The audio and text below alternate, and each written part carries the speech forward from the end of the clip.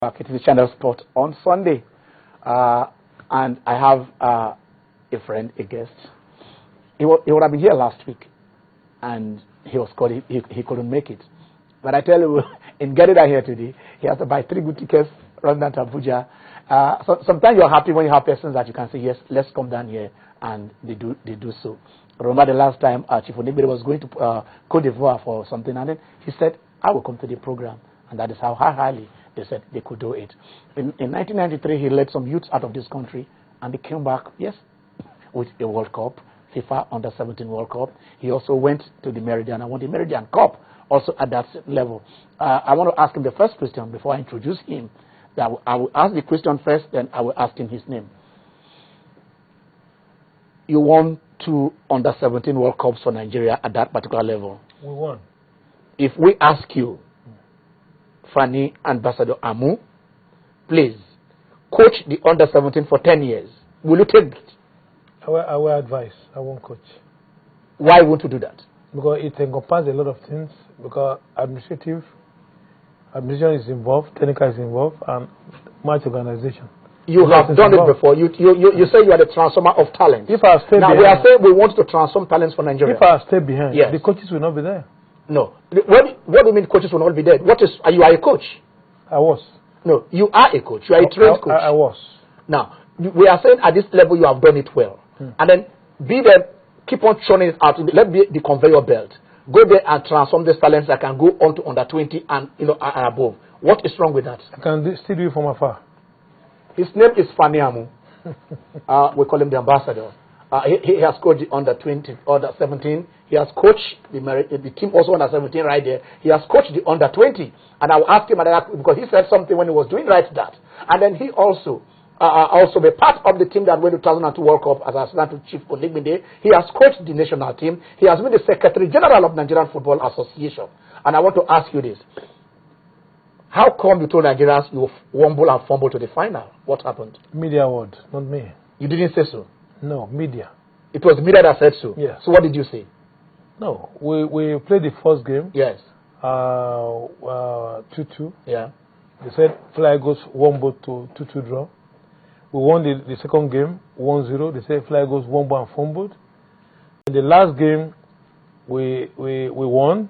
We're in the semi-final in Kaduna. They said fly goes wobble and fumble to Kaduna. They said you said we will wobble and fumble into the final. The media is there. The tapes are there. So you did not say so? It was the media word. But you didn't say you did not say so at the time.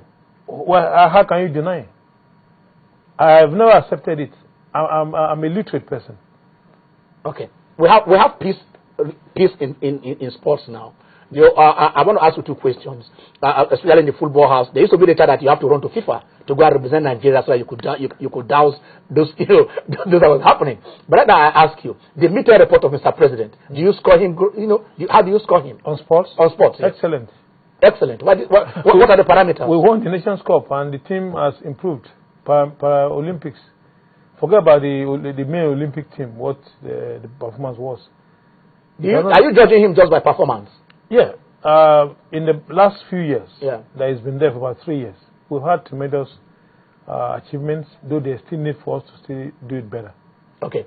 All right. We are going to open the lines now so that you can call in from house if you want to be part and parcel of this. It's not always you have Fanny Amun in the house, and what you have in the house, don't let him off. So I want to ask you this. We are going to 2014. What stages? How are we going it? Are we going the preparations? Are we doing it rightly? What stages are we supposed to go through? Well, so far so good. The team has done so well, and I praise the effort of the association, and I praise the effort of the players and the coaches. The revelation in this preparation is just the unknown players that are making the wave, and that does not mean the old players should be ignored. No, but we should support the selections and predictions of the coach before now, who has done so well. And looking ahead towards the World Cup, the qualifier are still there. But I still expect that the Confederation Cup will expose the team demand, whether the efficiency or deficiency. Okay. The Confederation Cup, how important is it? Should it be a preparatory tournament to the World Cup, or say if we don't win, then the coach and the team has not done well? No, first and foremost, the teams that are there are teams who were exceptional within the confederations. So you can always say they are starters. And towards the World Cup is an avenue for them to have a stronger preparation, knowing themselves, and to assess the teams respectively. So Nigeria is there among the teams, which means we have done well, haven't won the Nations Cup. But at the end of the tournament itself, I'm going to watch the last game against Spain. I believe that we will assess the team and know where we are at that turning point. All right, back to the NFA.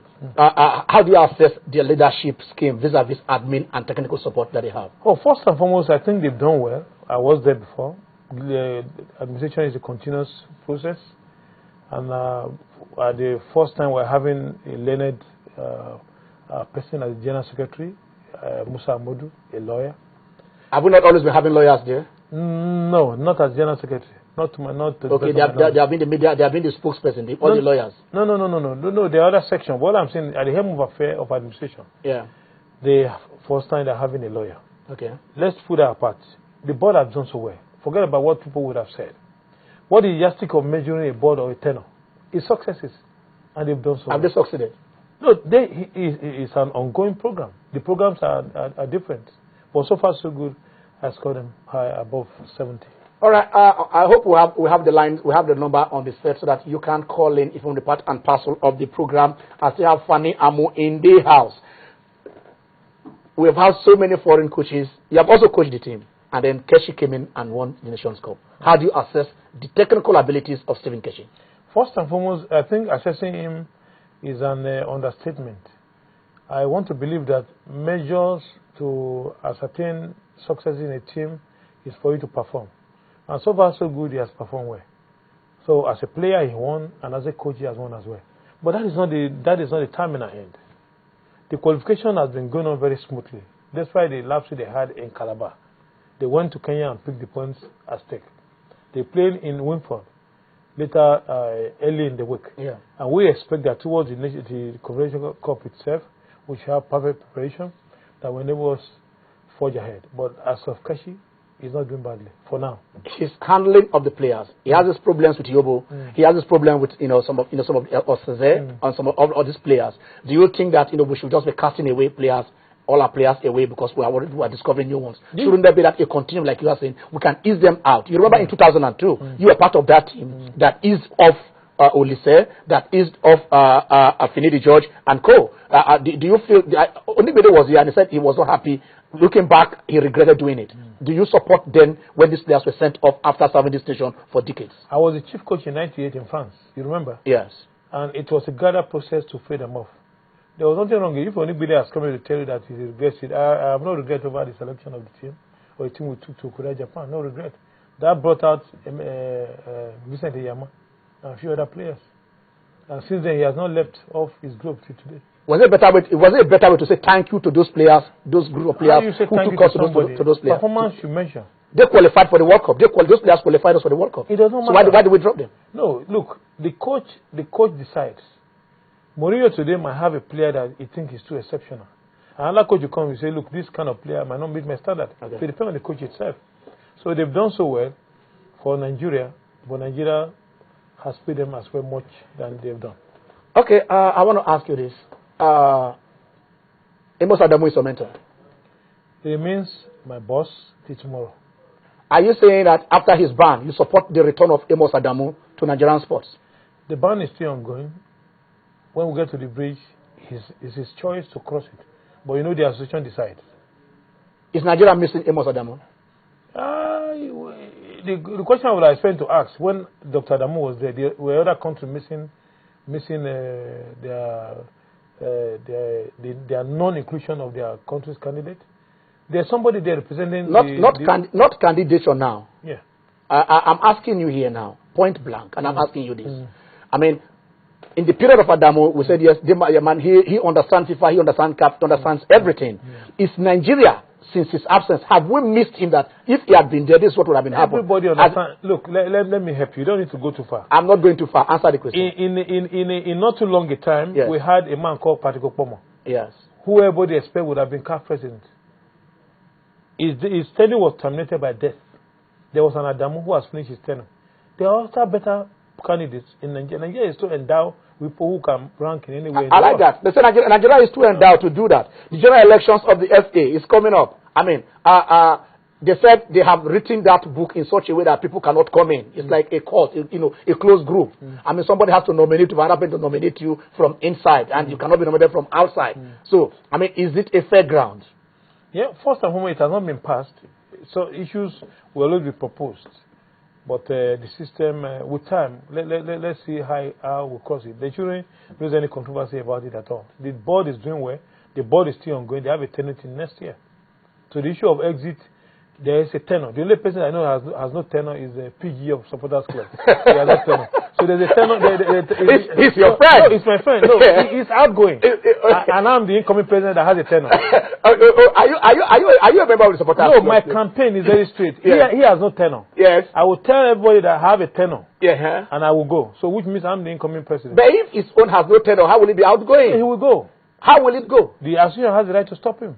No, but there is nowhere in the Constitution when he was made the President General. It could be amended. Look, if issue arise, yes, they will petition the association. They have all the powers, the federation. And eventually they will call for it. They will say, look, put a tenor. But I'm telling you that I'm the only one that will tell you to have a tenor. Okay, I'm bringing you back to the FA. I'm bringing you back to the FA. You seem to say that this FA should come back.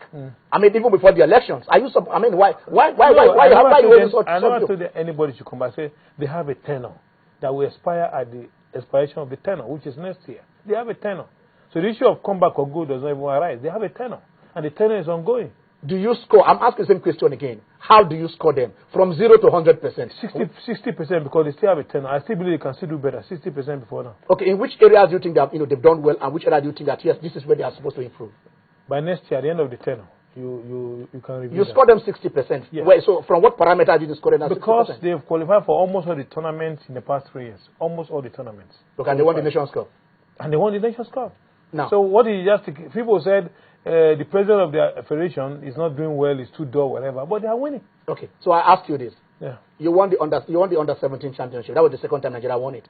And after then, Teller won it. You won the Meridian Cup. But if somebody comes in, I want to ask you this. No, the one of Teller, you give it to me. I appointed Teller. Okay, and everybody said Teller was so I give you the credit. Yes. You appointed the professor from classroom to go and take it there. So I was my teacher. I'm giving you the credit. My mentor. Yeah, no, don't push it. I'm giving you the credit. But I'm asking you this now. Now, if somebody comes to Nigeria, what is the template they are going to see? There is no youth. The youth academies are not organized. The clubs don't have youth teams. Yet we have success. I mean, is it mumbo jumbo successes? Is there a plan?